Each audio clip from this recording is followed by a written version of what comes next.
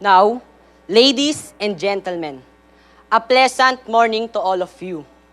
Here in front of you is JN EINARD Ramos BAYTIONG, one of the student beneficiary of Samsung Leadership Scholarship Program or SLSP, with the assistance of this charitable organization. I am truly blessed to practice my right to education. It is just one of our human rights. Another right that we have is the right to property. Basically, owning a house.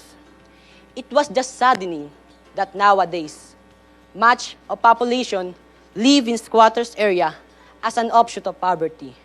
The squatters are those who settles in the public land under the government regulation without right, title, or payment of rent. So the government constantly take action to stop increasing population in squatters area. Thus, they carry out demolition plan just unlike on the video that I will show to you.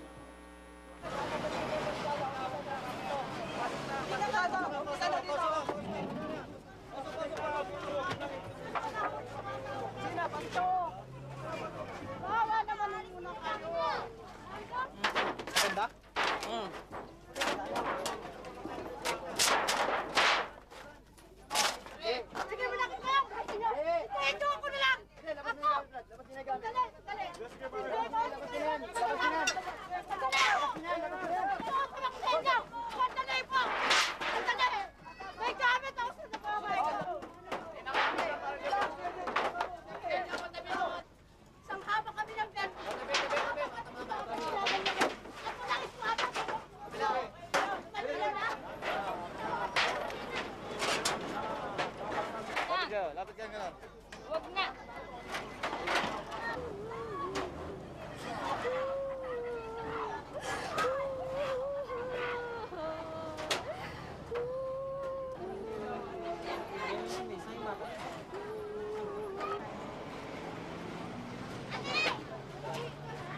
Hindi naman ho namin kailangan lumaban, kailangan lang ho namin kaprasong matitirahan. Gawa ho ng kahirapan namin.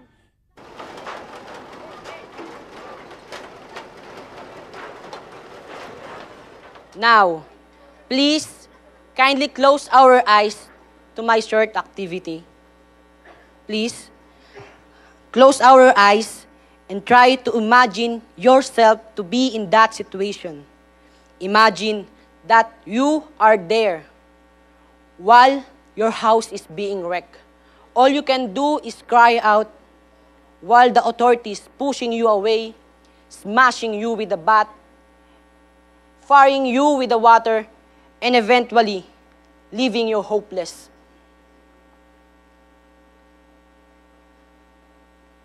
Kindly open our eyes now. Thank you for those participation. Thank you. Now, do you empathize what they're feeling at that moment? Yes or no? Well, as for me, yes. I do feel the surge of emotion. It is still fresh in my mind the moment of our family lost a house. I have still a mental image of my grandmother crying and eventually fainted. Then, my father trying to stop demolition but failed. That experience was engraved me in my heart and mind. After that, we relocate here in Phase 5 Towerville. So, we so happy to finally having a house.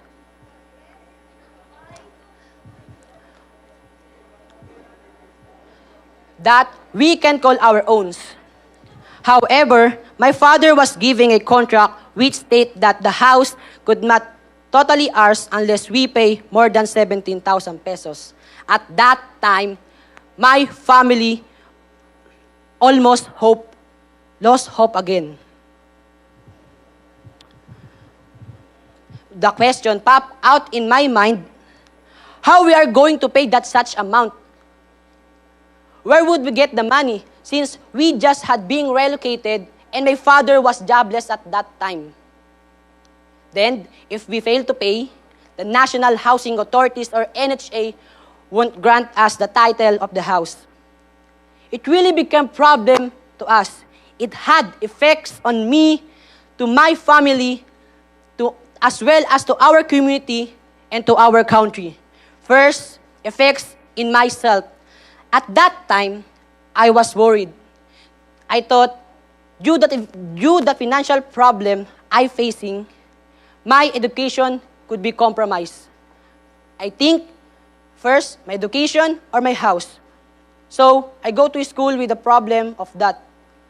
Then, the effects on my family, since my family wanted to raise the amount of money to pay the house, we become cautious of spending money. So that we could not buy even the basic things we need at home, like electric fan, TV, and etc. So, they had effects to our community. Some people who experienced situation, also and who were relocated, could be not easily to adjust to the new community that are into. As the result, they still choose back in squatters area because their job are there, right? So, in our country, if there have more people who keep dwelling in squatters area, the government problem in dealing with them could not be end. Having such experience at my young age, I could say I learned lesson from it. I am totally aware that life really isn't, but if we are willing to partake to problem solving together with our family, I believe we could get by. Let me share something I do as a student, which would be the solution of the financial problem most Filipino families are facing. I think, being thrifty o pagiging matipid should be practiced like student like me. We should know how to carefully use money so it not be wasted. Through that, we can have our own savings which could use later on. For example, your parents give your 10 pesos as the daily allowance. Then, if do not spend all of those, so you save half of it. Let's say 5 pesos per day. Then 5 times 5 is equal to 25 pesos per week. And there's have 4 weeks in a 1 month. So 25 pesos times 4 is equal to 100 pesos per week. Per month rather.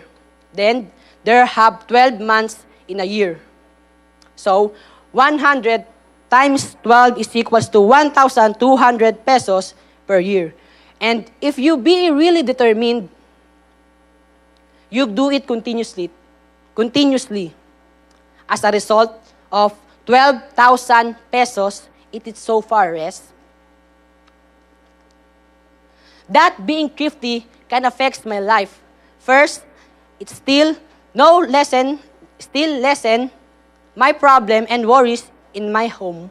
Then, to our family and my family, we can buy things that we need at home, like TV, remote, spoon and fork, and etc. Then, to our community, if they have a good budgeting in their lives, they do not go back in squatters area.